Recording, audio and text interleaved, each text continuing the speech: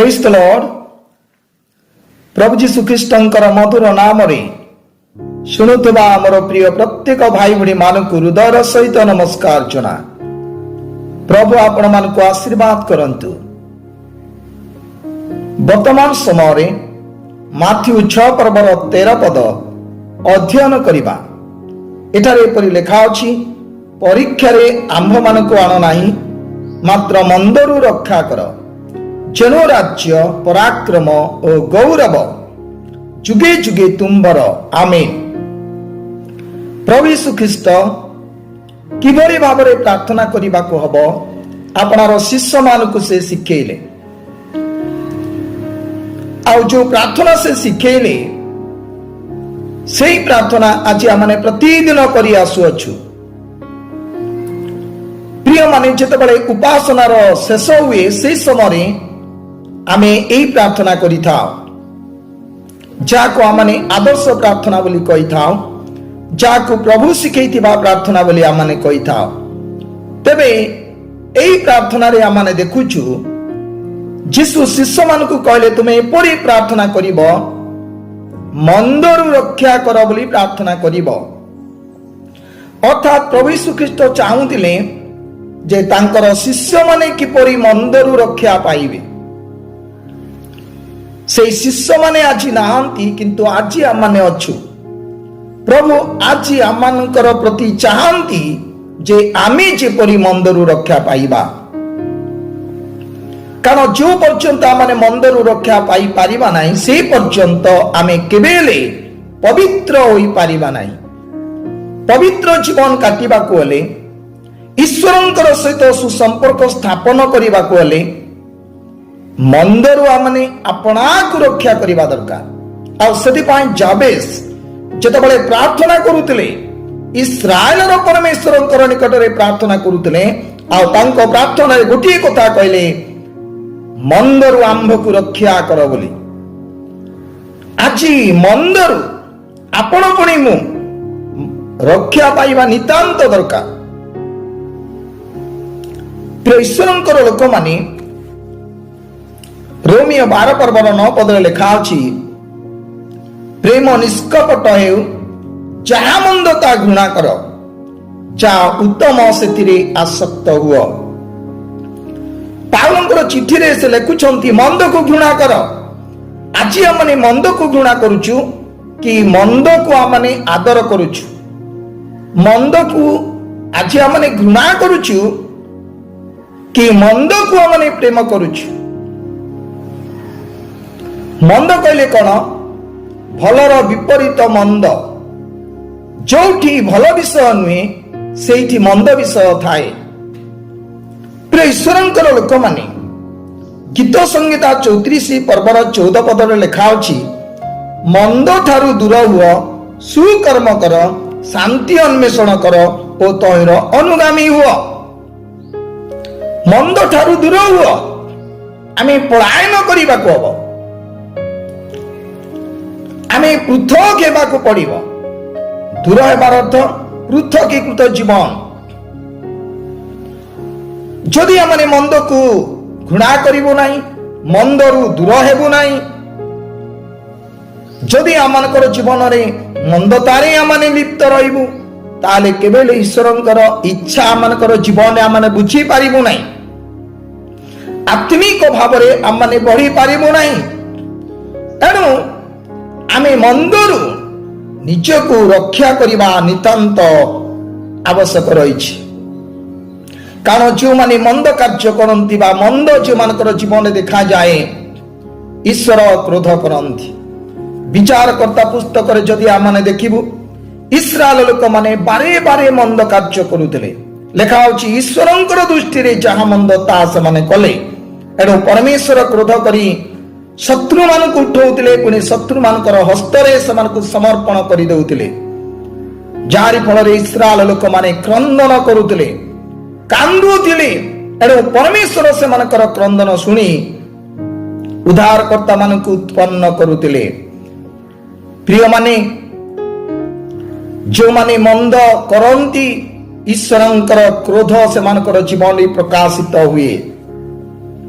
तेबे जो जगत बर्तमान आम बसवास करुचु बाइबल प्रकाश करे लोक मानकर कर्म मंद, वर्तमान लोक मानकर उपाय मंद, लोक मानकर चिंता मंद, लोक मानकर आचरण मंद।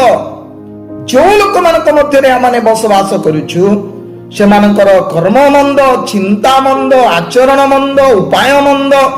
ई प्रकार लोक मानक मध्य आम अच्छु से मंदर प्रभाव जेपरी आम न पड़े। नंकर समय लोक माने जहा मंद ता करुतिले किंतु तार प्रभाव नंकर परिवार को प्रभावित करी नथिला। जारी फल नहीं नंकर परिवार जल प्लावन संपूर्ण भाव से माने रक्षा पाइले। प्रिय ईश्वरंकर लोक माने आमे केबे हेले मंद विषय माने करिबु नाही। तेबे मंद कौन? आमे मंद कहले कौन बुझुचु? बाइबल मानकु कौन कहे? मंद कहले कौन कहे? मो पांचोटी मंद कथा कहिबी बा पांचोटी मंद विषय कहिबी जाहाकु कि बाइबल मंद बोली प्रमाणित करे। प्रथम विषय परमेश्वर को परित्याग करिबा या मंद। द्वितीय विषय परमेश्वर विषयक भय न थिबार मंद। तृतीय विषय अंध पशु रोगी पशु जो माने उत्सर्ग करती ताउछि मंद अटे। चतुर्थ विषय व्यभिचार करिबा मंद। पंचम विषय गर्व मंद अटे। तेरे आसंतु आमने प्रथम विषय चिंता करिबा जिरिमिया जाकी 2 पर्वर 19 पदरे लेखा अछि तुंब निजर दुष्टता तुंबकु शास्ति देव ओ तुंबर विपद गामित्व तुंबकु अनुचोग करिव। एतु प्रभु सैन्याधिपति सदाप्रभु कहती सदाप्रभु तुंब परमेश्वर को परित्याग करिवार ओ आंब विषयक भय तुम मध्यरे नथिबार छे मंद ओ तिक्त विषय या ज्ञात होई बुझ। एठारे 2 प्रकार कथा लेखा अछि। प्रथम विषय परमेश्वर को परित्याग करिबा। द्वितीय विषय परमेश्वर विषयक भय नथिबार या अछि मंद। तेबे प्रथम विषय माने चिंता करिबा परमेश्वर को परित्याग करिबा या अछि गोटे मंद। एनो लेखा अछि एहा ज्ञात होई बुझ या जानिबा को हबो बुझिबा को हबो। आज अनेक लोक माने जानि पारंती नाही जे एहा मंद बोली आ सेति पाई लेखा अछि परमेश्वर को परित्याग करिबा एहा मंद। सेति पाई एहा को ज्ञात हो एहा को जान पुणी बुझ। प्रिय माने आमे परमेश्वर को परित्याग न करू कारण जो माने परमेश्वर को परित्याग करती यह मंद अटे। तबे जड़े लोक परमेश्वर को परित्याग करी देउछि माने तार अर्थ कौन बुझिबा? कौन सब ता जीवन रे लक्षण सब देखा छिबो?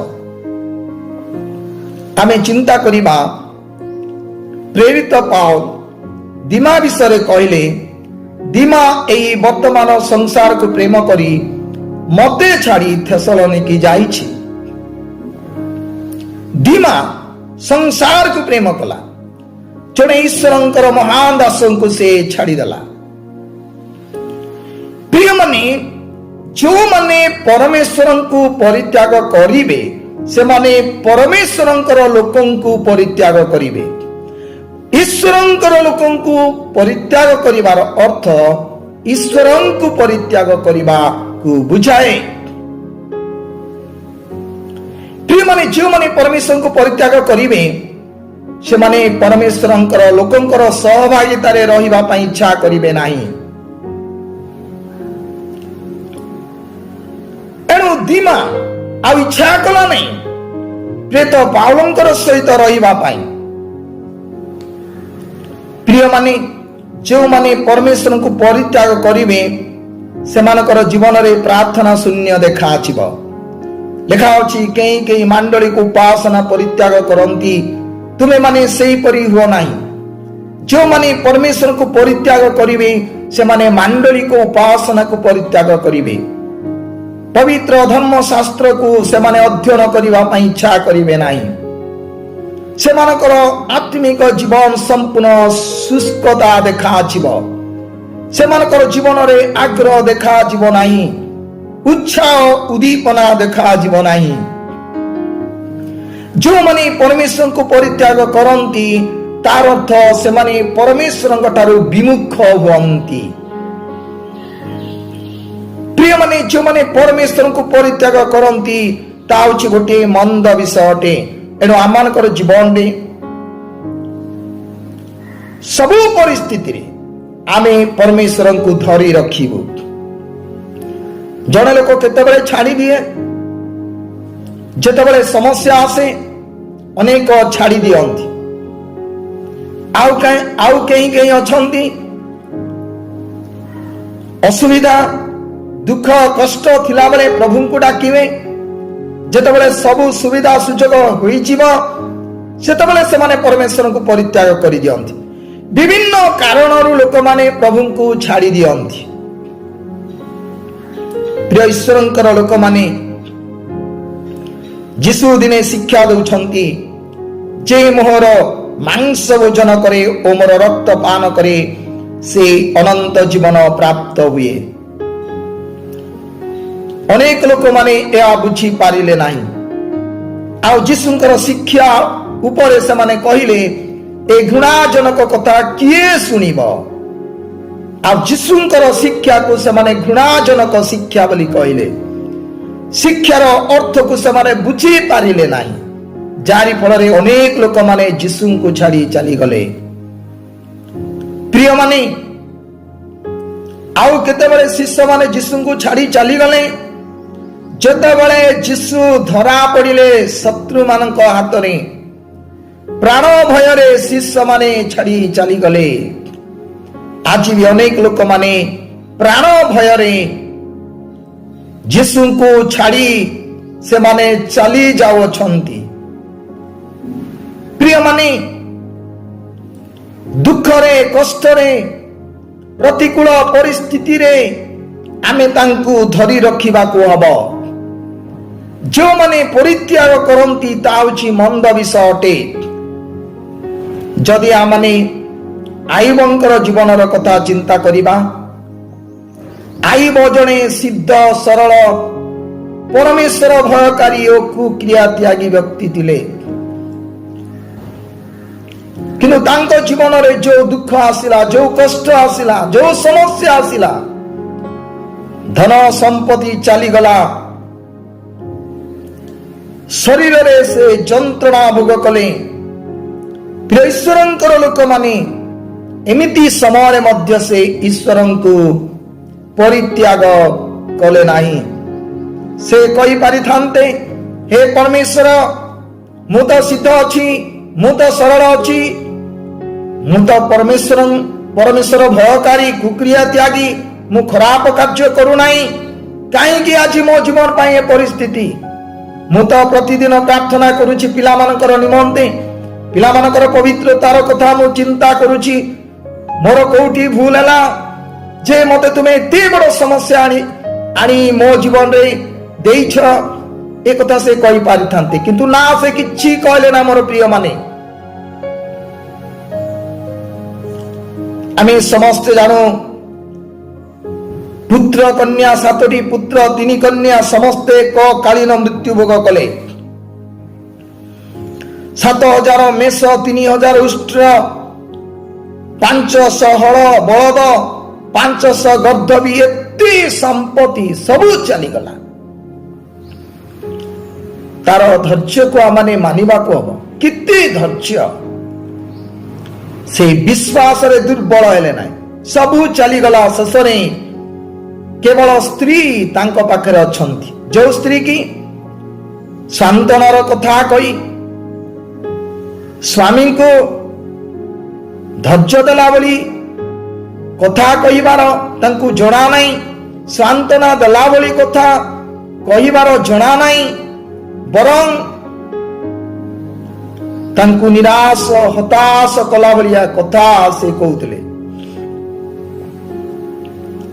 କାହିଁକି ତୁମେ ଏପର୍ଯ୍ୟନ୍ତ ସରଳତାକୁ ଦୃଢ କରି ଧରି ରଖିଛ, ପରମେଶ୍ୱରଙ୍କୁ ପରିତ୍ୟାଗ କରି ମର ବୋଲି ସେ କହୁଛନ୍ତି। ପ୍ରିୟମାନେ, କିନ୍ତୁ ଆଇବଙ୍କର ଜୀବନରେ ପରମେଶ୍ୱରଙ୍କୁ ପରିତ୍ୟାଗ କରିନଥିଲେ।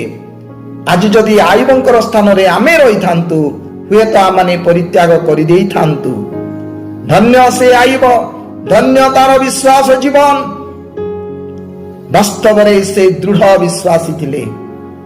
ଏତେ ବଡ ପରୀକ୍ଷାରେ, ଏତେ ବଡ ଦୁଃଖ କଷ୍ଟ ଯନ୍ତ୍ରଣା ଭିତରେ ସୁଦ୍ଧା ସେ ଈଶ୍ୱରଙ୍କୁ ଦୃଢ ଭାବରେ ଧରି ରଖିଥିଲେ। ବରଂ ଦୁଃଖ ସମୟରେ, କଷ୍ଟ ସମୟରେ ପରମେଶ୍ୱରଙ୍କୁ ସେ ଧନ୍ୟବାଦ ଦେଉଛନ୍ତି। ସଦା ପ୍ରଭୁ ଦେଲେ, ସଦା ପ୍ରଭୁଙ୍କର ନାମ ଧନ୍ୟ ହେଉ ବୋଲି କହୁଛନ୍ତି। ପ୍ରିୟମାନେ, କିନ୍ତୁ ଆଜି ଅନେକ ଲୋକମାନଙ୍କର ଜୀବନରେ ଯେତେବେଳେ ପରୀକ୍ଷା ଆସେ, ସେମାନେ ପ୍ରଭୁଙ୍କୁ ଛାଡ଼ି ଦିଅନ୍ତି। ଆଉ କେତେବେଳେ ଜଣେ ବ୍ୟକ୍ତି ପରମେଶ୍ୱରଙ୍କୁ ପରିତ୍ୟାଗ କରେ, ଯେତେବେଳେ ଦୁଃଖରେ, କଷ୍ଟରେ, ଯନ୍ତ୍ରଣାରେ ଥାଏ, ସେତେବେଳେ ସେ ପ୍ରଭୁଙ୍କୁ ଡାକେ। କିନ୍ତୁ ଯେତେବେଳେ ସବୁ କିଛି ସୁବିଧା ସୁଯୋଗ ହୋଇଯା, ଧନ ସମ୍ପତ୍ତି ହେଇଯା, କୋଠା ବାଡ଼ି ହେଇଯା, କୌଣସି ବିପଦ ପାଖରେ ନଥାଏ, ସେହି ସମୟରେ ମଧ୍ୟ ଅନେକ ଲୋକମାନେ ପରମେଶ୍ୱରଙ୍କୁ ପରିତ୍ୟାଗ କରିଦିଅନ୍ତି। ଯଦି ଆମମାନେ ଦେଖିବୁ ଦ୍ୱିତୀୟ ବଂଶାବଳୀ 12 ପର୍ବର 1 ପଦକୁ ଆମମାନେ ଅଧ୍ୟୟନ କରିବା, ଏଠାରେ ଏପରି ଲେଖା ଅଛି, ଅନନ୍ତର ରିହବ୍ୟାମଙ୍କର ରାଜ୍ୟ ସୁସ୍ଥିର ଓ ସେ ବଳବାନ ହୁଅନ୍ତେ। ସେ ଓ ତାଙ୍କ ସଙ୍ଗେ ସମଗ୍ର ଇସ୍ରାଏଲ ସଦା ପ୍ରଭୁଙ୍କ ବ୍ୟବସ୍ଥା ପରିତ୍ୟାଗ କଲେ। ରିହବ୍ୟାମଙ୍କର ରାଜ୍ୟରେ କୌଣସି ବିପଦ ନାହିଁ, କୌଣସି ସଂକଟ ନାହିଁ, କୌଣସି ସମସ୍ୟା ନାହିଁ। ସବୁ କିଛି ଠିକ ଭାବରେ ଚାଲିଛି। ଆଉ ସେତେବେଳେ ରିହବ୍ୟାମ ପୁଣି ତାଙ୍କ ଲୋକମାନେ ବା ଇସ୍ରାଏଲ ଲୋକମାନେ ବ୍ୟବସ୍ଥାକୁ ପରିତ୍ୟାଗ କରୁଛନ୍ତି। ପ୍ରିୟମାନେ, ବ୍ୟବସ୍ଥା ବିନା, ପ୍ରଭୁଙ୍କର ବାକ୍ୟ ବିନା ଆମେ କେବେ ପ୍ରଭୁଙ୍କ ପାଇଁ ବଞ୍ଚି ପାରିବୁ ନାହିଁ। ଆମର ଗତି କେବେ ସଂଶୋଧନ ହୋଇପାରିବ ନାହିଁ। ଆମର ଜୀବନ କେବେ ପରିଷ୍କାର ହୋଇପାରିବ ନାହିଁ। ବ୍ୟବସ୍ଥାକୁ ସେମାନେ ପରିତ୍ୟାଗ କରୁଛନ୍ତି। ବ୍ୟବସ୍ଥା ପ୍ରତି ସେମାନେ ଗୁରୁତ୍ୱ ଦେଉନାହାନ୍ତି। କେତେବେଳେ? ଯେତେବେଳେ ରାଜ୍ୟ ସୁସ୍ଥିର। ପ୍ରିୟମାନେ, ବ୍ୟବସ୍ଥାକୁ ପରିତ୍ୟାଗ କରିବାର ଅର୍ଥ ପରମେଶ୍ୱରଙ୍କୁ ପରିତ୍ୟାଗ କରିବାକୁ ବୁଝାଏ।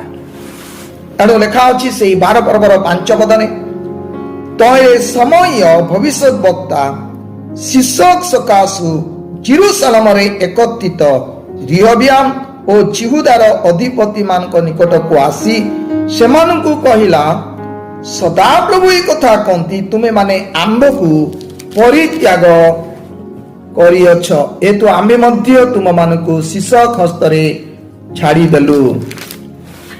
ଯେତେବେଳେ ରିହବ୍ୟାମ ଇସ୍ରାଏଲ ଲୋକମାନେ ପରମେଶ୍ୱରଙ୍କୁ ପରିତ୍ୟାଗ କଲେ, ଅର୍ଥାତ୍ ବ୍ୟବସ୍ଥାକୁ ପରିତ୍ୟାଗ କରିଦେଲେ, ଆଉ ସେତେବେଳେ ପରମେଶ୍ୱରଙ୍କର କୋପ ସେମାନଙ୍କ ଉପରେ ଦେଖାଗଲା। ମିଶ୍ରର ରାଜା ଶିଶକକୁ ପ୍ରଭୁ ଉଠେଇଲେ।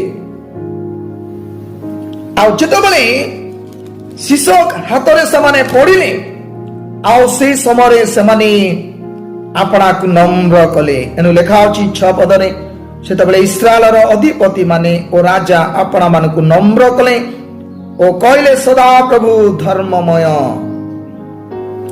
ପ୍ରିୟମାନେ, ଯେତେବେଳେ ବିପଦ ଆସିଲା, ସେତେବେଳେ ପରମେଶ୍ୱରକୁ କହୁଛନ୍ତି ଯେ ପରମେଶ୍ୱର ହେଉଛନ୍ତି ଧର୍ମମୟ।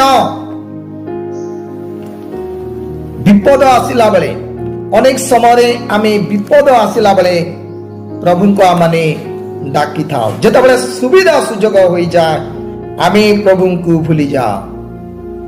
प्रिय माने सेदिन रियबियाम पुणी इस्राएल लोक माने व्यवस्था को परित्याग कले अर्थात परमेश्वर को परित्याग करदेले सेतबळे परमेश्वर मिस्रर राजा सीसक को उठेले जतबळे से माने मिस्रर राजा सुकासु आपना को नम्र कले आपण जदि देखिबे ता तळे तळे परमेश्वर कहउछंती जे आमे इस्राएल लोक मानकु किछि रक्षा प्रदान करिबा सबु नुह संपूर्ण भाबरे आमे रक्षा करिबा नाही कारण से माने व्यवस्था को परित्याग करिसंती एनु आमे संपूर्ण रक्षा करिबा नाही लेखा अछि से मानकु किछि रक्षा करिबा बोली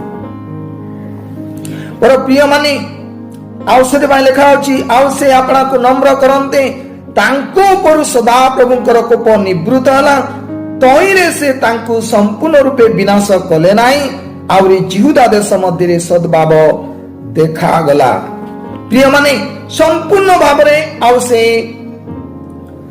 विनाश कले नाही बोली लेखा अछि अर्थात किछि विनाश करिसंती किछि रक्षा करिसंती व्यवस्था परित्याग करिबा व्यवस्था कले कौन बुझु आज आमने पवित्र धर्मशास्त्र को प्रभु आमन को हाथ रे देइछंती से पवित्र बाइबल को आमने अवहेला करूछु बाइबल को जदि आमने अवहेला करूछु माने प्रभु को अवहेला करूछु बाइबल को छाड़ी जदि आमने बंचुछु माने तार अर्थ प्रभु को छाड़ी कि आमने बंचुछु